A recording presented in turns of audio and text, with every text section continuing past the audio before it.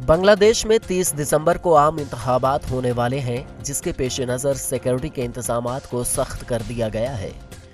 ये इंतखाबात पहले 23 दिसंबर को होने वाले थे, ताहम वोटिंग की तारीख में एक हफ्ते का इजाफा इसलिए किया गया चूंकि अपोजिशन जमातों को इंतखाबात की तैयारी के लिए वक्त दरकार था।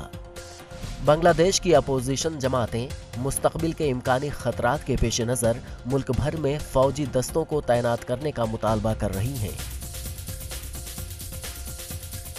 गुज़िश्ता चंद हफ्तों के दौरान पेश आने वाले तशद्दुद के वाक़यात में 6 अफराद हलाक और सैकड़ों अफराद जख्मी हुए हैं।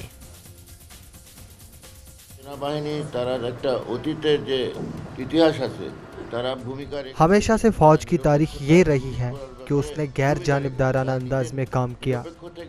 हम उम्मीद करते हैं कि मौजूदा इंतखाबात के वक्त भी फौज अपनी नेकनामी को बरकरार रखेगी। इन इंतखाबात में वज़ीर आज़म शेख हसीना लगातार तीसरी बार मैदान में है। हिज़्ब इख्तिलाफ की मारूफ रहनुमा खालिदा ज़िया, जो बांग्लादेश नेशनल पार्टी की सरबराह हैं, बदउनवानी के इल्ज़ामात के तहत जेल की जिंदगी गुजार रही हैं।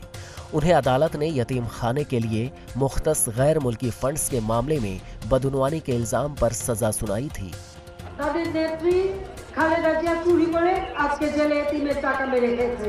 खालिदा ज़िया बदअनवानी के इल्ज़ामात के तहत जेल की जिंदगी गुजार रही है। उन्होंने यतीम बच्चों का पैसा हड़प लिया। इसके अलावा उन पर बदअनवानी के कई इल्ज़ामात हैं। ऐसे लोगों से मुल्क कैसे तरक्की करेगा? अवामी लीग ने ही इस मुल्क को आज़ादी दिलाई है और यही वो जमात है जो मुल्क के अवाम के हक में काम करेगी। জাতির পিতা হাতে গড়া সংগঠন, তাই আওয়ামী লীগ ক্ষমতা আসলে মানুষের উন্নতি হয়, তা গত 10 বছরে আপনারা দেখেছেন। जबकि दूसरी जानिब खालिदा ज़िया के हामियों का कहना है कि उन्हें ये सजा सियासी अगराज की बुनियाद पर दी गई है।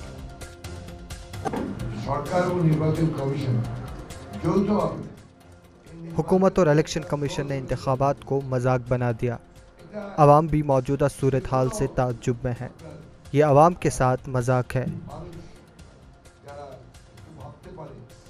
हालिया चंद महीनों के दौरान BNP अपोजिशन के रहनुमाओं और कारकुनों को गिरफ्तार किया गया है, जिन पर ज्यादातर सियासी तशद्दुद के इल्जामात आयद हैं।